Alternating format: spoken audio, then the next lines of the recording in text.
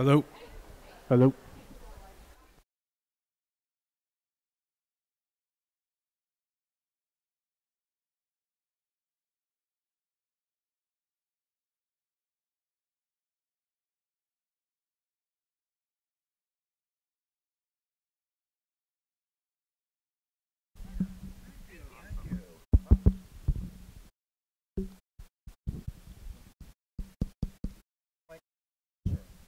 Yes, this is working. This is on? Yeah. Okay. Absolutely. All right. Welcome, everyone. I want to get started with our plenary session here. So if you have not taken your seat, please do so. We can get started. It's really my great pleasure to moderate this session. My name is Dorian Stuber. I teach in the English department at Hendrix College. But I'm really not the main attraction here at all. The main attractions are sitting on either side of me, and I'm going to just say a word or two about them, and then we're going to hear from each of them, and then we'll have some time for questions from me and questions from you as well. So we're going to begin with Erika Gold, who was born in Hungary, and you're going to hear about the experiences of her early life, so I will pass over those now. Suffice it to say that she came to the U.S. As a teenager in 1950. She completed her education here. She worked as a medical technologist in the Cleveland area, in Cleveland, I guess, itself, for about 40 years. And started her career, if I could put it that way, as a Holocaust educator after her retirement in 1997. That's Erika Gold. Saul Factor was born in Munich, Germany, and arrived in the U.S. as a very small child, and you're going to hear a lot more about those circumstances, the circumstances of his birth and his early life, and how the Holocaust relates to those things. We're going to hear from him in a second. He was a history teacher for 37 years in the Cleveland, Ohio area. And began a search for his natural mother in 1990. Again, more of that to come in a moment. Became a Mandel Fellow at the United States Holocaust Memorial Museum in D.C. in 1998. And he's taught Holocaust courses at the high school and University of Lebanon. So that's a bit about our speakers today. I want to start with Erika. We'll hear your story, and then we'll hear from Saul, and we'll put those together maybe a little bit. Okay. So as you know, my name is Erika Gold. I was born in Budapest, Hungary, and the fact that I was born there affected the fact that I am here.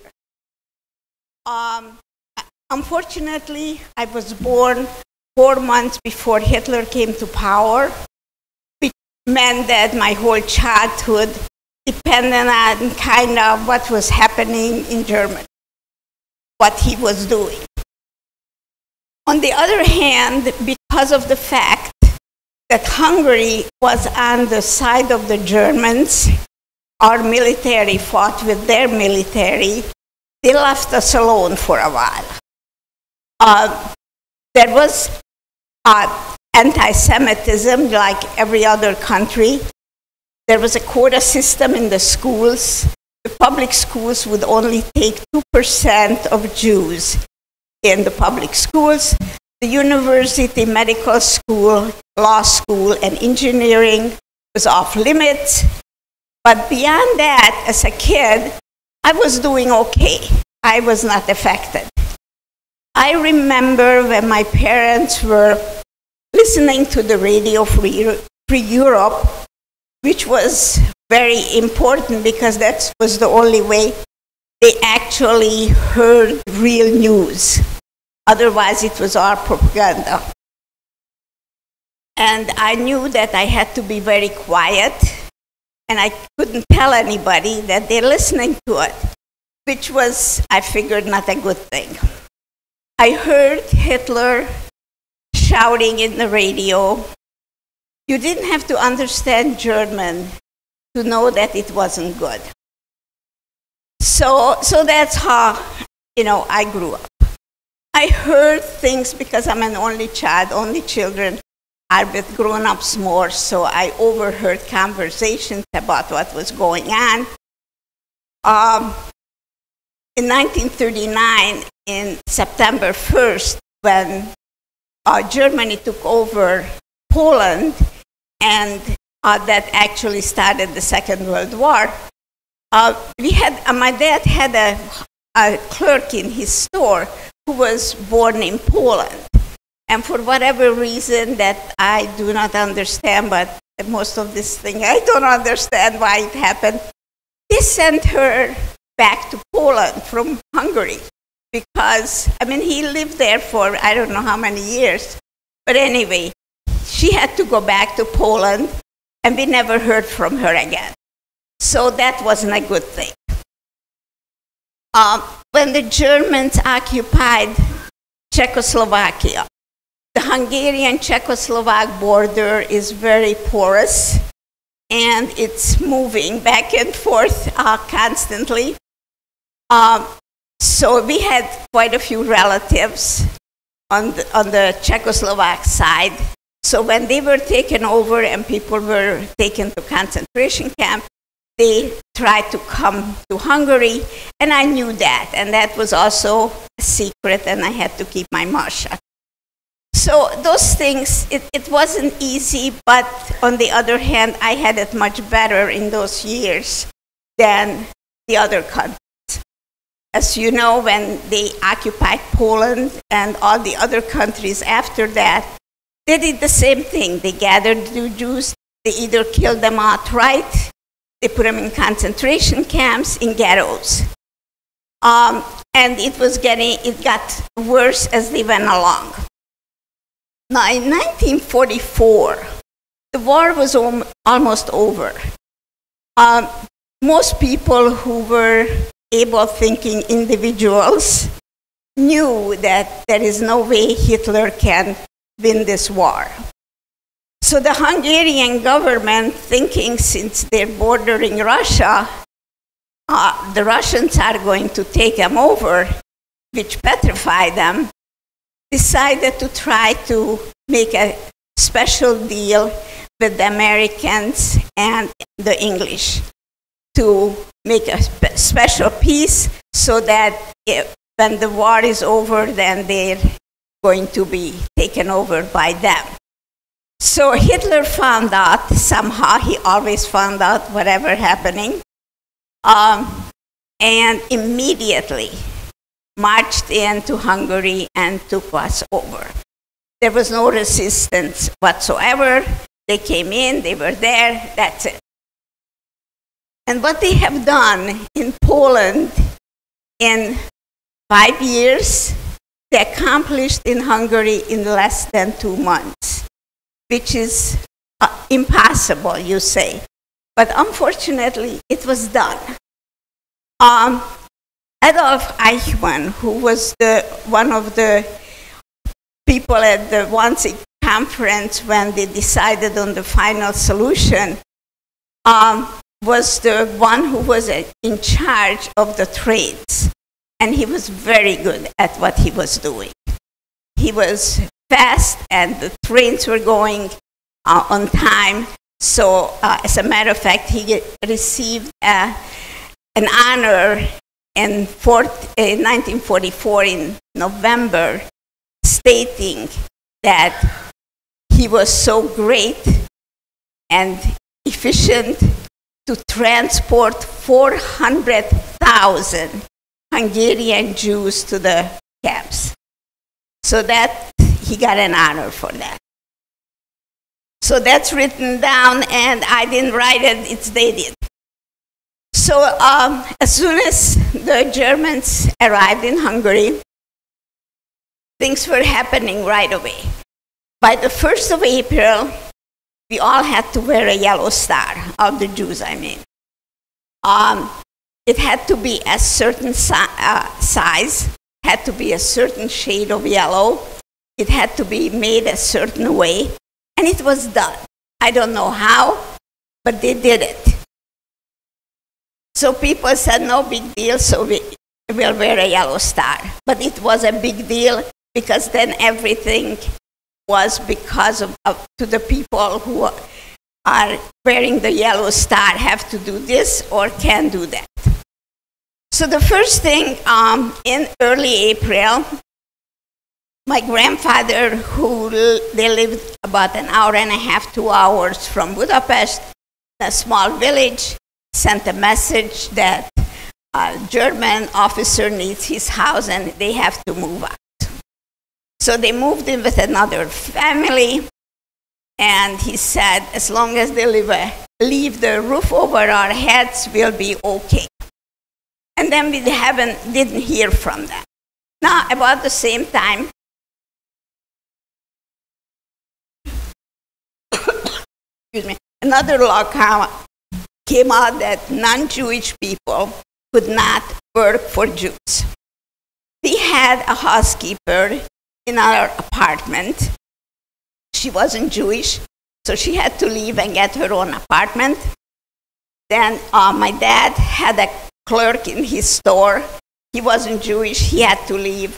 But that didn't make any difference because my dad had to close the store and report to a forced labor camp that actually was a Shell oil refinery. After that, my mother and I were alone in the apartment. In June was the next time we heard from my grandfather. We don't know if they had to move anywhere else, but anyway, in June, he sent a message that they're going to be taken away somewhere. Nobody ever knew where they were going, of course. But I don't know the exact date, but they say it was about, it took about 3 days till they got to Auschwitz. Now, all the Hungarians went to Auschwitz, and there they were separated to put them in different camps.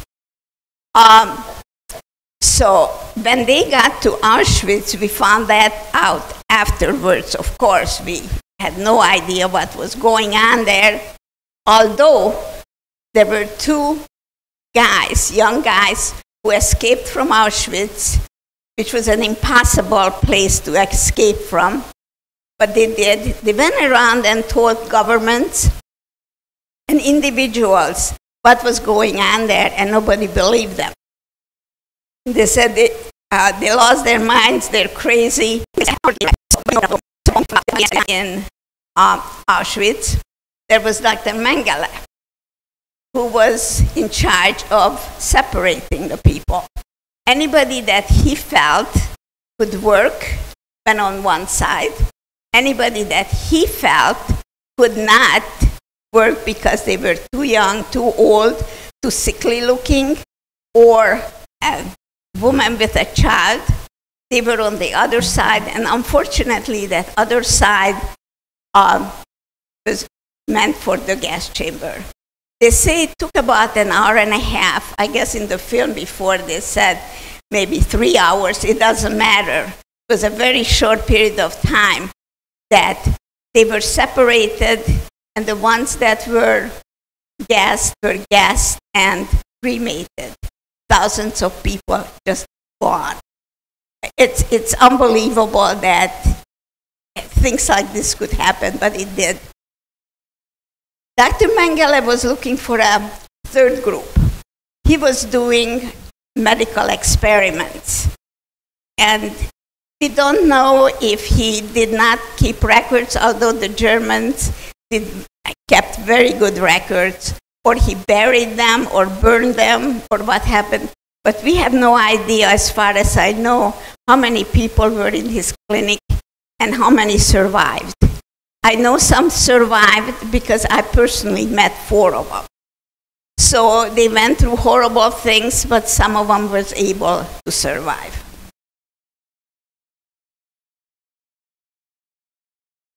But of course, we didn't know any.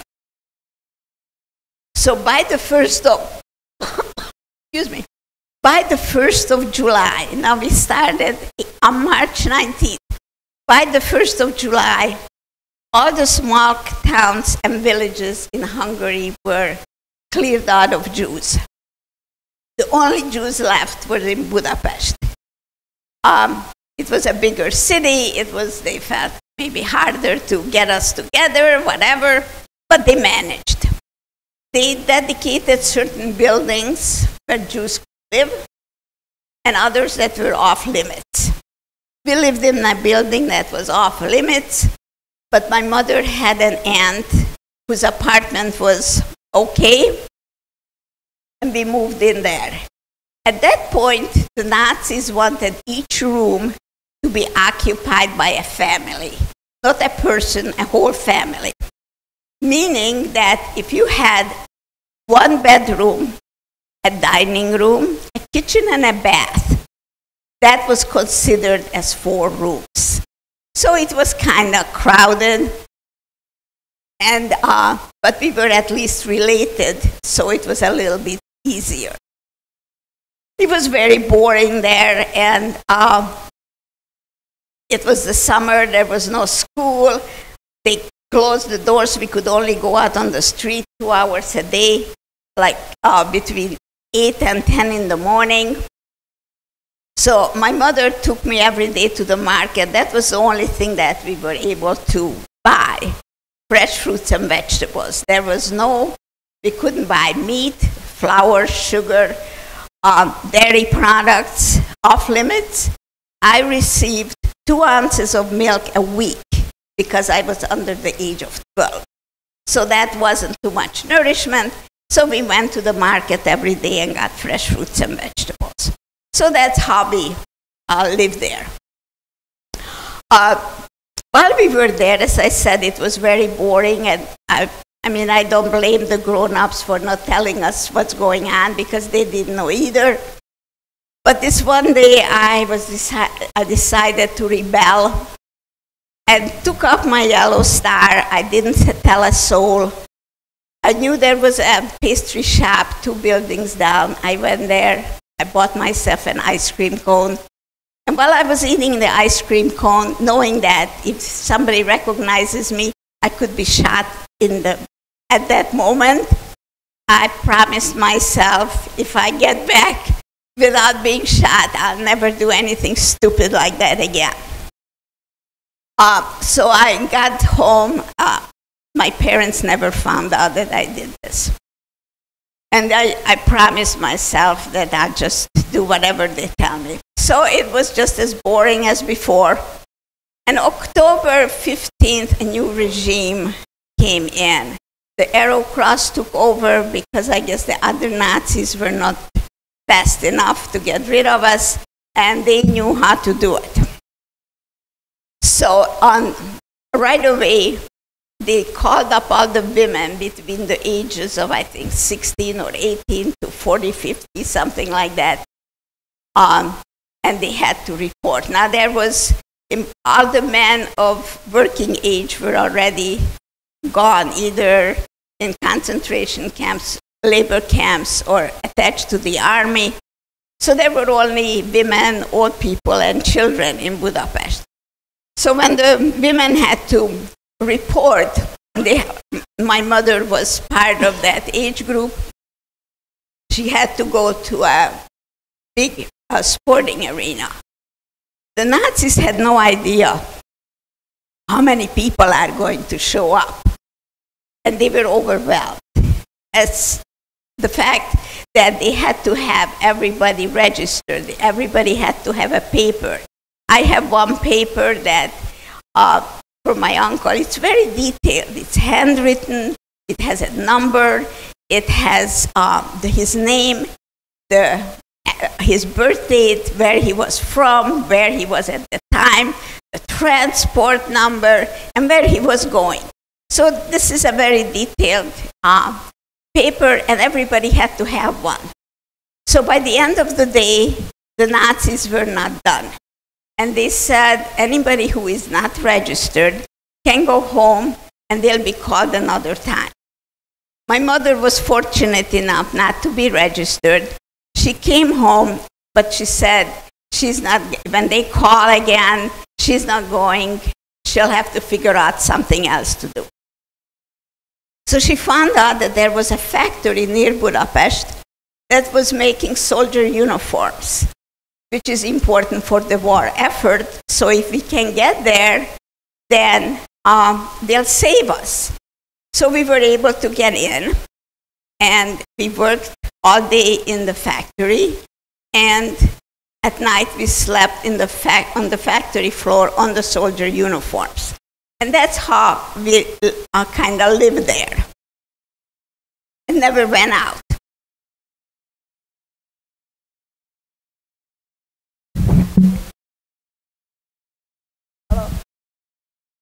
Okay, that's better.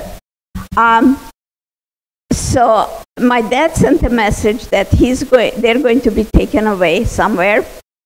And my mother found out by that time there were neutral country diplomats in Budapest that trying to save the remaining Jews of Europe because we were it. And they were giving out protective papers to people who asked for it. My mother got one, sent it to my dad. We did not know if it did any good, but we just knew that it was sent to him. At this point, I want to tell you a few things. The Nazis, some of them accepted the fact that this happened. I mean that we're under the Swiss or the Swedish government, but others didn't. Although they bought even whole apartment buildings that they put their flag on, and it was supposed to be off limits to the Nazis. But as I mentioned, they didn't always follow the rules. So from some of these buildings, they just marched the people out to the Danube. They got them undressed. They tied 3 people together to save bullets, and they shot the middle one, and all 3 fell in the Danube. They said that our beautiful blue Danube was red at that time. I don't know how many people they actually murdered like that, but there were a lot. And if anybody was in Budapest, you probably have seen the little shoes that are at the bank of the Danube showing what happened there. On the other hand, with all these horrible things that I'm telling you, there were nice people. Besides the 2 diplomats in Hungary, there were other diplomats all over the world that were doing the same thing and was trying to help. The reason we didn't hear from them, because what they did was against their own country. Their own country didn't want them to do it. But they felt it's the right thing to do, and they did it anyway. There is even an American one. His name was John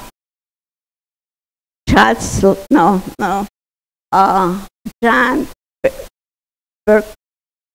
I'm sorry, I forgot his name. But we got a stamp for him. But anyway, so there were nice people.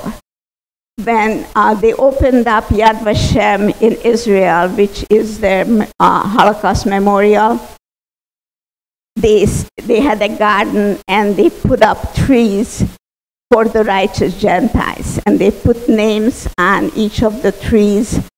And finally, they couldn't put any trees there, and there was no more space, so they started putting up plaques.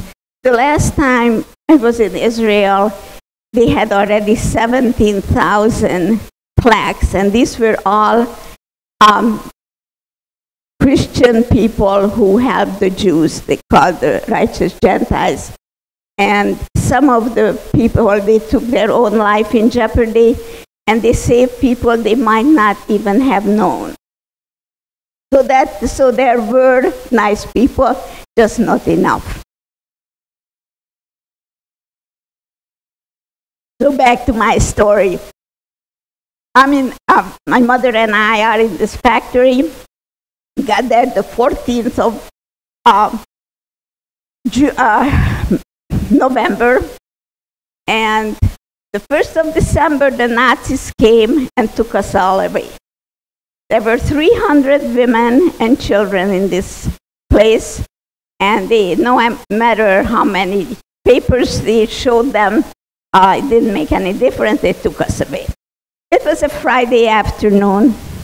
We were walking around Budapest all day long.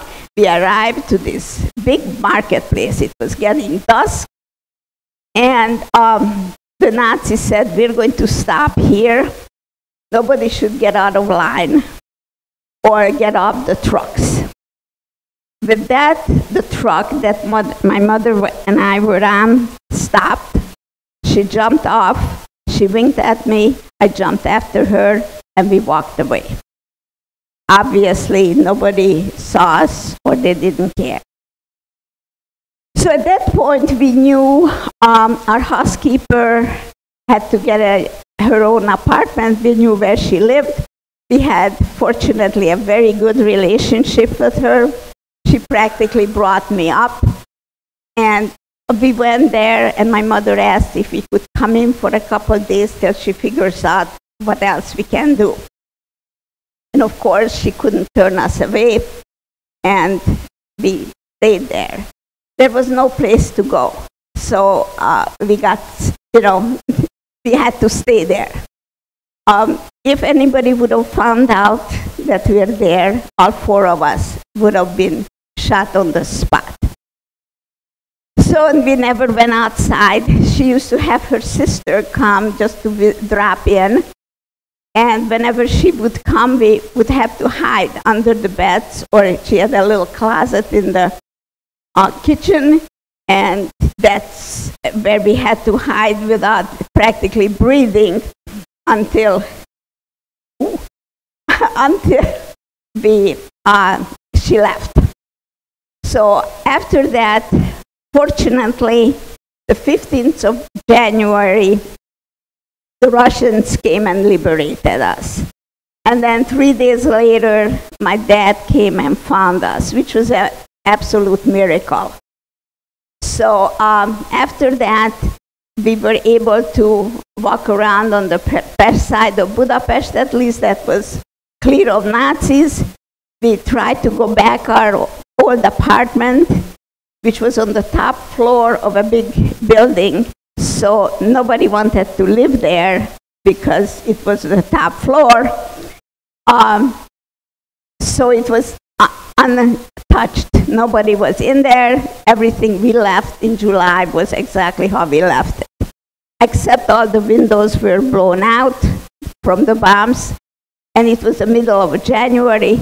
Fortunately, we forgot to close one window, happened to be in the bathroom. My parents pulled in one of these pull-out couches. They slept on that. I slept in the bathtub. We had no food, no running water, no gas or electricity, but we were free. And I'm going to stop.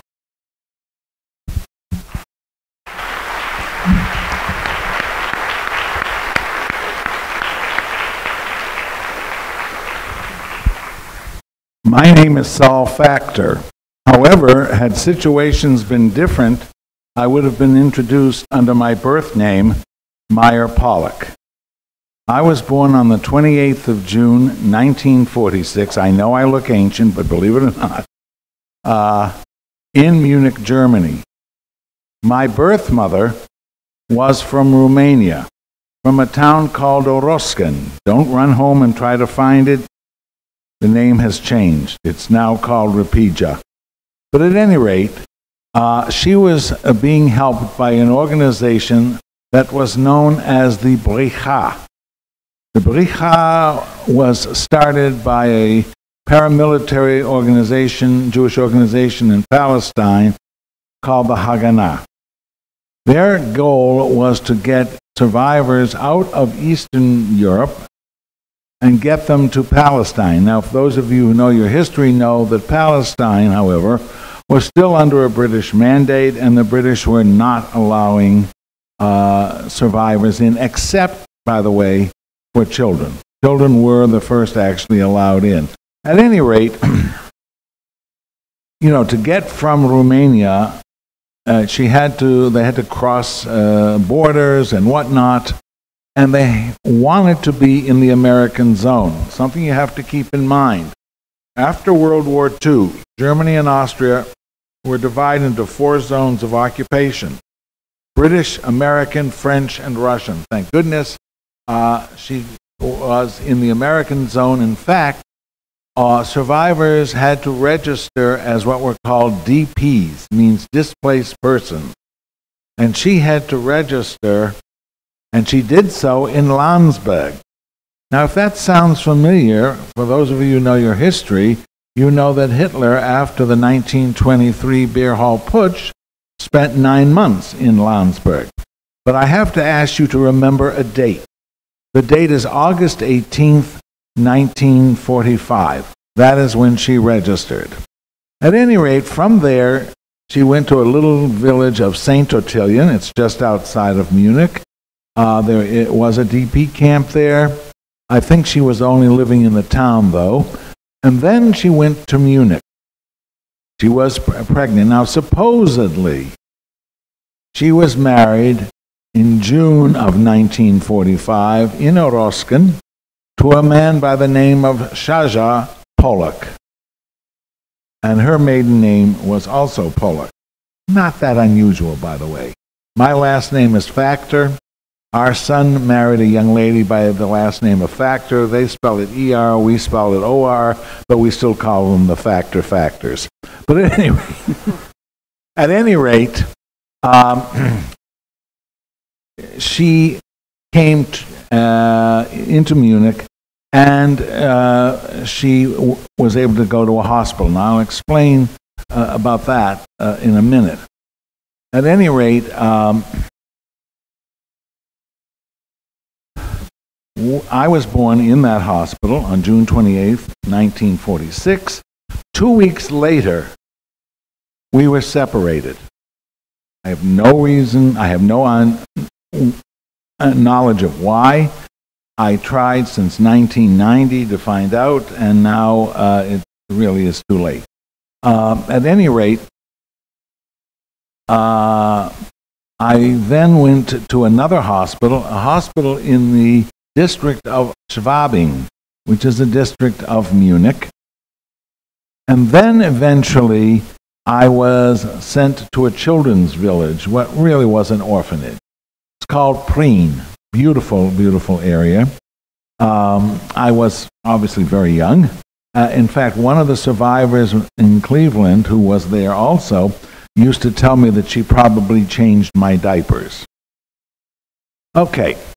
And then eventually I was allowed to come to the United States. But that's also a very interesting story, because the American Council had rules to go by. We had very strict immigration laws. Those of you who've studied your history know in 1924 we came up with some immigration restrictions, and we held on to them, and we also unfortunately had a rather anti-Semitic head of the State Department by the name of Breckinridge Long, who made it his mission not to allow Jews in, but that's another story.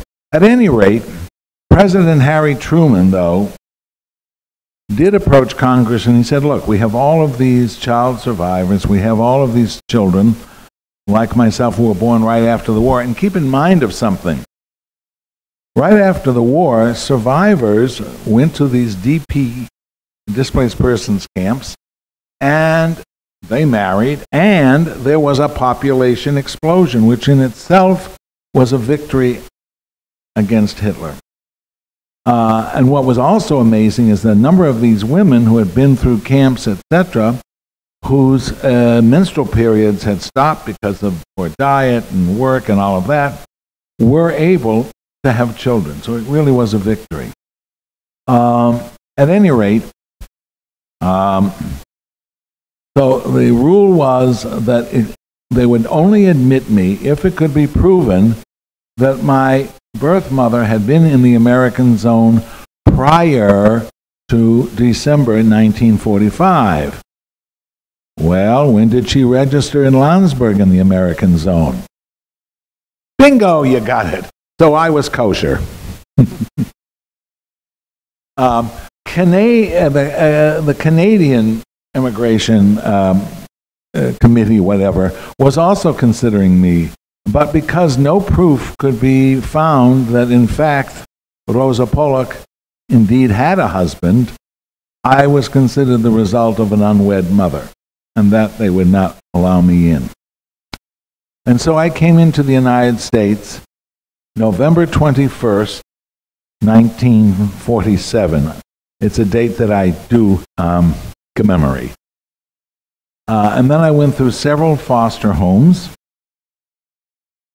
And then in 1950, Dr. and Mrs. Joseph Factor, he was an OBGYN, she was an early childhood educator, had been wanting to adopt a child, and they adopted me. But before I went to their house, and I know you're not going to believe it, but I was a very sickly kid. They took me out for a meal. Now, my parents didn't know from fast food. But we went to a regular restaurant, apparently, and they got me a hamburger.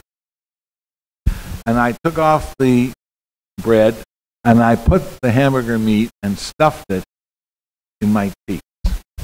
Anyone want to guess why?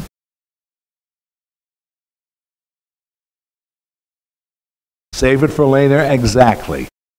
One of the things that many child survivors, especially who had been through very horrendous situations, etc., became very afraid that food would not be available. I have a funny feeling that in one of the foster homes I was in, if I was a finicky eater, the food disappeared. At any rate, so I went to live with them. Ladies and gentlemen, I had a wonderful childhood. It was very comfortable. I went to a good school, etc., etc.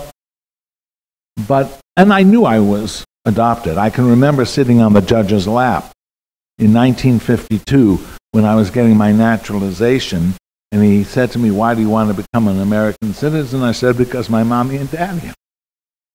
He had me raise my right hand, and he gave me an American flag. I still have that flag. No, it did not have 13 stars and stripes. At any rate, so I knew I was an American citizen. I knew I was adopted. I didn't see the actual documents, and there were very few that they gave my adopted parents. I really didn't see them until I had to register for the draft. Now, you young men in here don't have to go through what we had to go through. I mean, you go online, you fill out a document, and press the button. In my day, you actually had to go to a draft board. And my father thought for sure they needed to see these documents. They didn't. But it was really the first time I saw the document.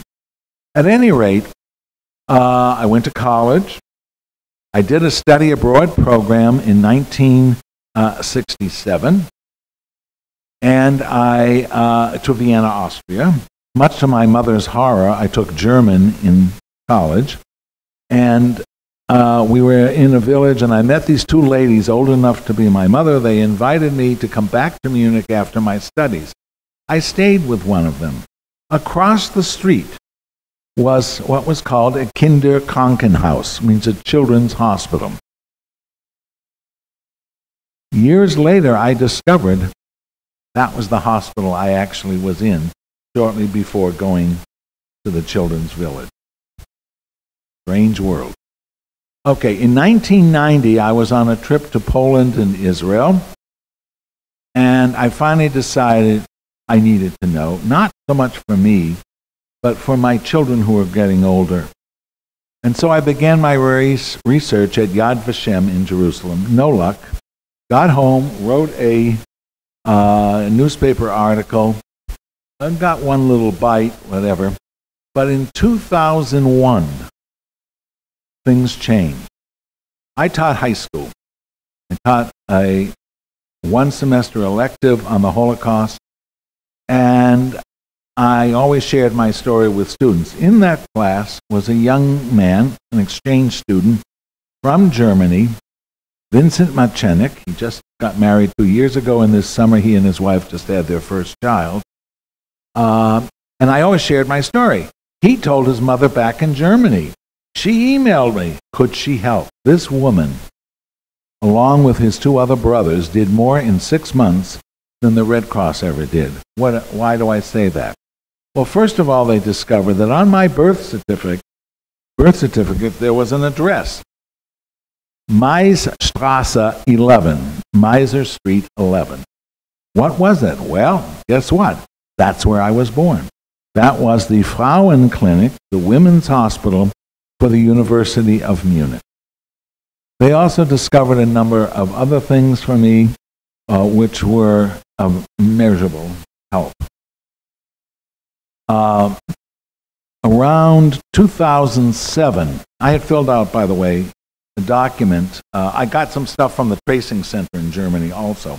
But in 2007, I got a call from the Red Cross. We have information for you. I said, fine, send it to me. No, you have to come down. I went to downtown Cleveland. There were two ladies in the room. They handed me the letters. It was from an organization known as Magen David Adom, which is the equivalent of the Israeli Red Cross. And it said, we have found the person you have been looking for. She does not wish to make contact. Now, I'm sure they were shocked that I didn't break down and cry or whatever. But when I filled out the original documentation, I had indicated that the choice, if they found her, as to whether we would meet, would be up to her. I did send her an email. I included my story, what I had done, growing up and whatnot, what I was doing education-wise, etc. I included pictures of my wife, myself, our two children, and at that time we had one grandchild. We now have 5. And I sent it off to the lady whose name had been on the letter. I never heard back. Came to find out eventually that what in fact happened was that she had been transferred and they never forwarded the email. Okay. Several years after that, the agency that cared for me in Boston contacted me and they said, we have documents for you. Would you be interested? Of course I'm interested. So they sent me copies and they sent me one original. And that was a picture of me, okay, at a 1.5 years old, because when Truman said I'd come, I grabbed a diaper and I ran to the plane, okay. A 1.5 years old, propped up in a chair in the Munich airport. So I have one baby picture. But the other documents really helped. One said that actually I was just recovering from chickenpox. It made sense. Our 2 kids, not together, thank goodness, got chickenpox when they were little. My wife, American-born, knew she had had chickenpox. She was fine. I was wondering, should I go to a hotel for a week, whatever? No, I was going to try. That explained it. And there were a number of other things. But there was one page. The last paragraph is priceless. It says, Meyer was not a pretty baby. Talk about an ego deflator. However, from his facial contours, we can envision a future Mickey Rooney appearance. Now, adults, I know who Mickey Rooney was. How many of you students have absolutely no idea who Mickey Rooney was? Tough to handle. Of course. Mickey Rooney was a child actor who was very successful and actually lived a very long life. He died at age 90. Oh well. Finally, someone said to me, maybe your mother remarried or married for real in Israel. So I sent a letter to Magen David Adom and I said, look, is there any chance you can find out whether in fact, she remarried, and if there are any, if I have any half-siblings? Well, as of January 19th, 2014, they wrote back. They were sorry to tell me she had died, to the best of their knowledge, roughly 1.5 years before. They do not know where she was buried. I don't think they went out of their way to try to find, but that's another story. To the best of their knowledge, she never remarried, and therefore there were no half-siblings. So that basically was the story.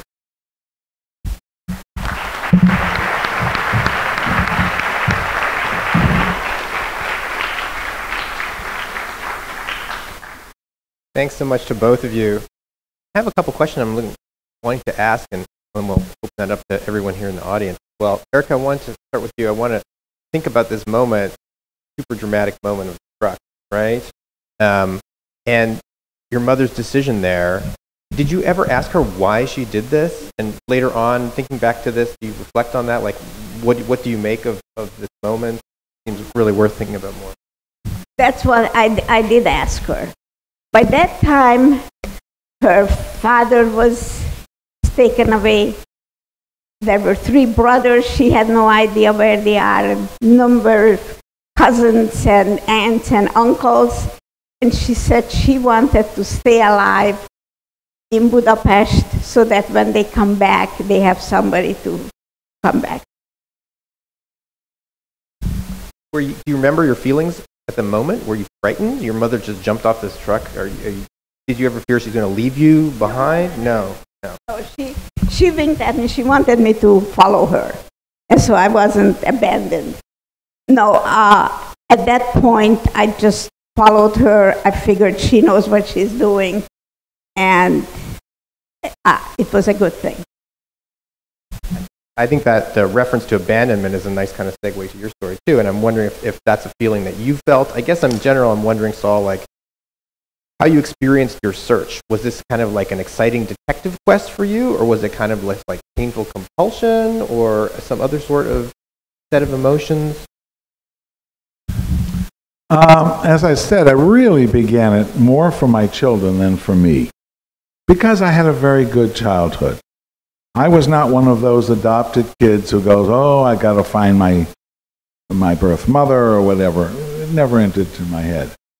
And yes, it was somewhat like a detective story. And I will tell you that I was interviewed, and you can Google my name, and you will find an article or articles by the Associated Press that they did. And I want to tell you, where people can comment on articles that they find, there were some pretty nasty remarks, which didn't bother me. I just figured, how dare you even do this, blah, blah, blah, blah. And, of course, the Holocaust never happened, that usual garbage. As I said, when I saw the letters that they had found her, I was okay. The only time, really, that I lost it, as we say, is when I was in Yad Vashem about 2011, and I was asked to tell the story. I was with a group from my temple, and when I got to the point of the letters, I did. What about your adopted parents in this? Did you start this process after their death, or did they know you were doing this? And if so, how did they respond? My mother, they both were terrific. They really were. They were considerably older than I was, as far as most parents to their children. There's maybe a 20, 22-year difference. There was a 40-year difference between my father and myself. I started the search. My mother was unfortunately dying. She had had a stroke several years before, and things were not going well. And in fact, every day I would go to the front desk thinking there might be a message. After she died, I did tell my father what I was doing, and he actually was very understanding. I'm curious for each of you to reflect briefly on, you've got all these young people here. What is it that you want people to get from your story? The question about why you tell your story, what is it in particular that you're hoping that they'll hear? Actually, we just tell it so that you're aware of the signs. It didn't happen from one day to the other. It could have been stopped a million times. And people went along because they did not see the signs. And the other fact that we didn't talk to anybody, any group, unfortunately, is happening right now. So we just want to educate you, make sure that when you are old enough, I'm talking to the kids, and you can vote, you take that privilege seriously. People died so that you can vote, and you have to educate yourself so that you don't just vote for somebody that your neighbor does. You have to know exactly who you're putting in office, and that's very important.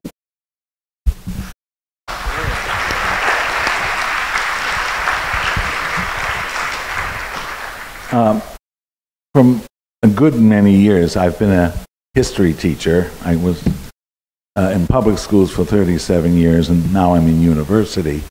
But I will tell you, I think it's very important and why I talk, because obviously my story is a different thing of what happened afterward. But I think you need to remember that when we talk about the Holocaust, we're really talking about 4 groups of people. Actually 5, if you want to be technical. The first, obviously, were the victims. And remember, please, the Jews were not the only victims. There were roughly 11 million killed. 6 million, roughly, were Jews. You also have, unfortunately, the perpetrators. Those people who carried out. Now, not all of them had weapons. The person who did the train schedules to Auschwitz was a perpetrator. There might be a subcategory of that, and that is the collaborators. The Nazis could not have done what they did without local help in the countries they took over. Remember, Anne Frank and those in the attic, were discovered by a collaborator. And that's important to keep in mind. So you have that. Then you have the righteous. And please remember something. Those people who helped did not wake up in the morning and say, today I'm going to save a Jew. Sometimes it was a case of somebody coming to them and saying, would you take in my child? Keep him alive. Now you have a decision. Are you going to help? The biggest tragedy in the Holocaust, and the biggest group of the 4, were the bystanders. Those who, for whatever reason, did nothing. They saw, but they did nothing. Some bystanders did become righteous, but unfortunately far too few. A powerful statement, yeah. And in your claim there about the righteous, that made me think about the housekeeper. And you said something to the effect, Erika, of like, what could she do? She had to take it. She didn't have to, right? I mean, it's pretty extraordinary that she did. And so, is that a relationship that you continued? Did you stay in touch with her after you came to the United States? And what happened to her? She passed away. Actually, she was older than my parents, so she passed away before that. We have a few minutes, and I'd really like us to have a conversation amongst us. So, are there questions from the audience? I know that we have one of our ambassadors here who's going to run around. Although, we're down to one mic, so I'm not sure how this.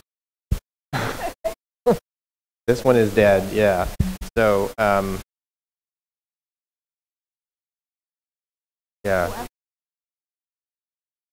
if you have a question, maybe you could stand up and shout your question loudly, and I will try and restate it back.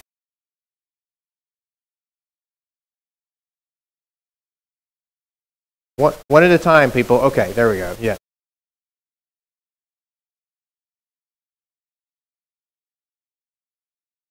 I appreciate your volume. I think most people heard that. But the question is, do you think there's a possibility of other anti-Semitic leaders coming to power? Fortunately, yes. I hope not.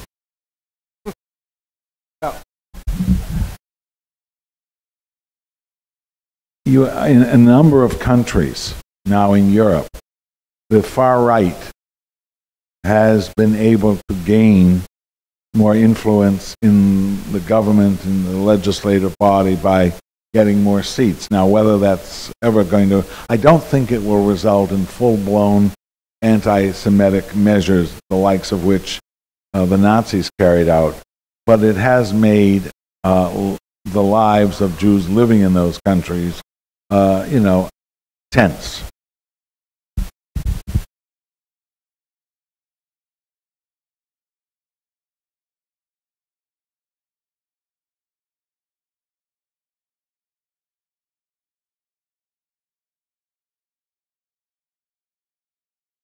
I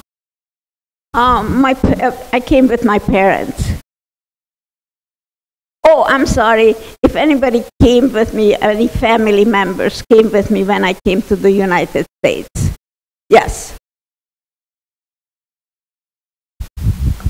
Sorry, I just want to jump in. Did you guys ever talk as a family about like the unusualness of having stayed together in the way that you did, and like did you reflect on that?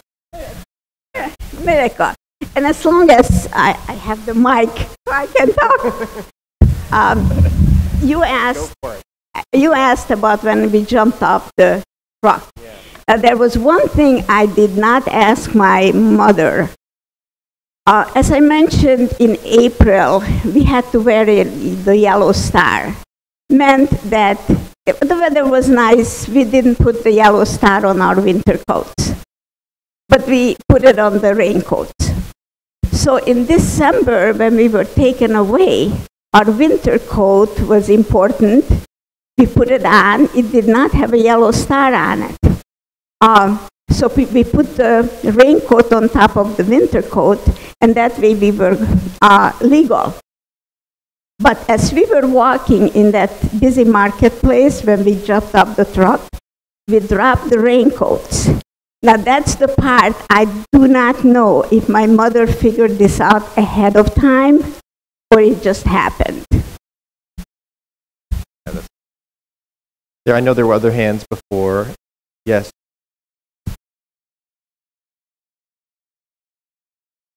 Question is, how do they feel they adapted to life after the war? It's good. Both of us are good. Actually, I was fortunate that I was able to finish high school here. Meant that I was able to get an American high school diploma, and that opened the door. I could go to the university. I became a medical technologist, and I'm just like anybody else.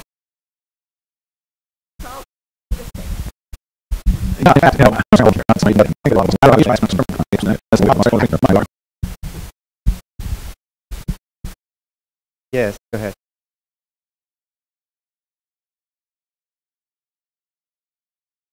Did they experience anti-Semitism here in America? No, I didn't. No.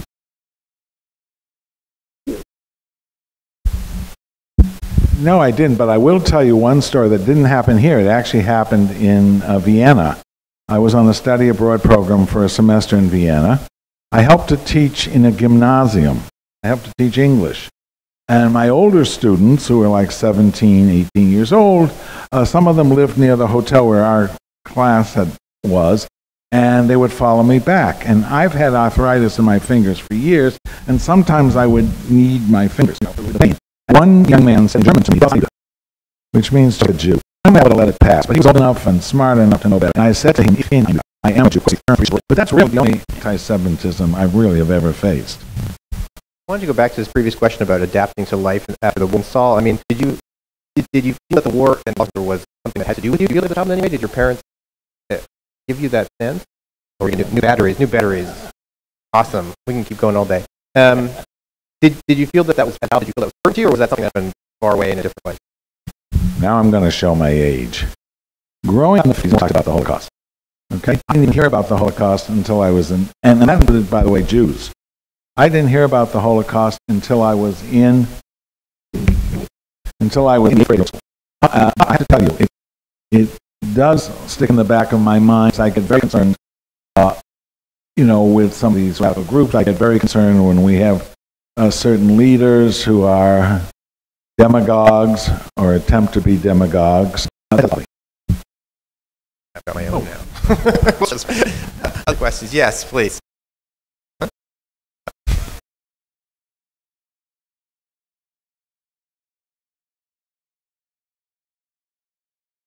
How did that time affect relationship to others? That stayed about the same. I lost contact with my school friends, but that had nothing to do with the Holocaust. It had to do with the fact that Russians were hungry and afraid to get me on the United States. So I lost contact with my friends because I didn't want them to get involved. There was a question behind there. Yes, up.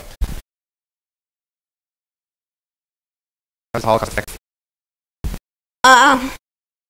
question a lot, but on the other hand, I feel we have to have faith, otherwise there is no tomorrow. So that's the same. Let me make a comment on that, because that's, there was a segment of Jews, usually very ultra-Orthodox, who felt that the Holocaust had come about because Jews had been too assimilated, etc., etc. I don't believe that's the case, right? But there was a feeling, okay? And there are, and I can tell you from a historian's perspective, that after the war, some survivors became extremely religious. After all, they survived. Some totally abandoned it. And there was a phase where my grandparents on both sides were Orthodox. My father didn't like religion too much, or organized religion, but he was a very decent individual. We had a kosher household just so that my grandparents can eat in our house, but otherwise we would go to restaurants and it didn't mean that much what we ate. I went to a Jewish day school. I don't know if that was partly because I didn't have to be the only one of the 2% of Jews in a school, or because it was a very good school that I went to. And so there I was okay, just like everybody else. There was a problem because the last year in 1943-44, they took away our school for a Nazi hospital. So we had to share a school with another school. So sometimes we went Monday through Thursday to school, and other times we went Sunday through Thursday to school. And the Sunday problem was when we had art, we had to take one of these big folders.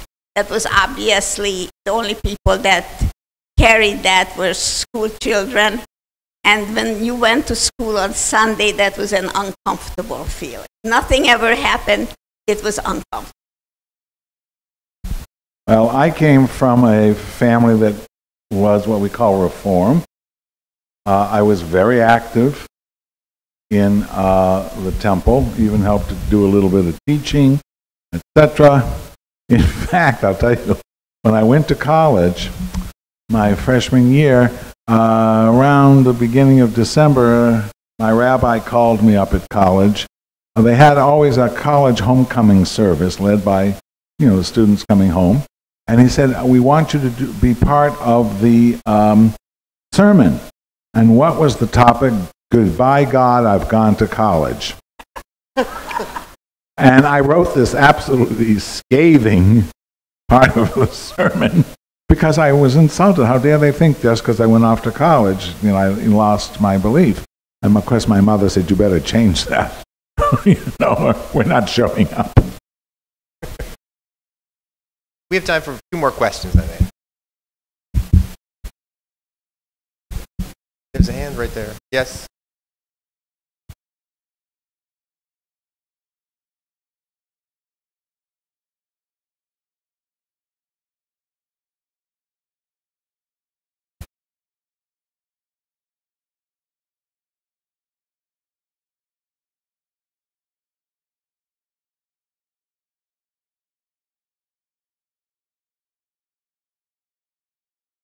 What piece of Holocaust history would they most want people to remember?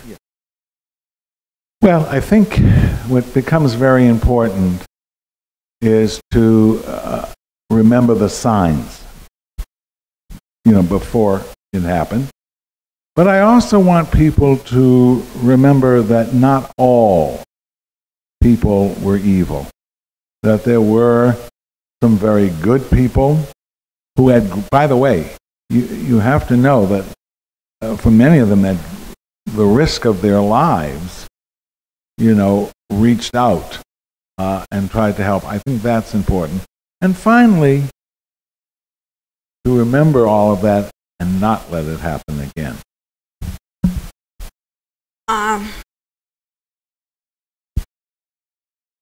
Besides that, I've been saying that all along, but there was something came to my mind and I forgot.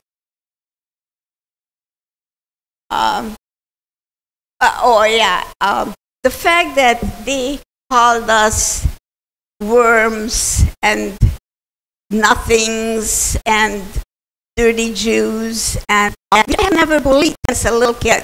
Nobody can make you feel inferior. You have to be strong. Because somebody thinks you're not as good as they are, just show them that different. You're bigger than the others. I cannot believe many people that they on purpose murdered musicians, authors, intellectuals, actors, lawyers, judges. They were nothing. Okay, and your teachers, if they wish, can contact Grace Donahoe, and I'm sure she will be able to forward it to them. And I have no problem with it being used in the classroom. Yes, so here's a bit of the last question in the red.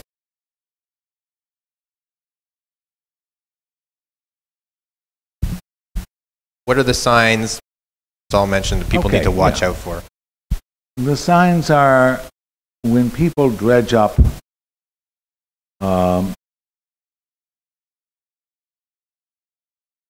charges that are just simply totally and have already been proven to be false. When we race to follow, the basically says, don't question me, just follow me, and if you don't follow me, you are obviously wrong. That's dangerous. They're helpful words for the presentation. Thanks so much.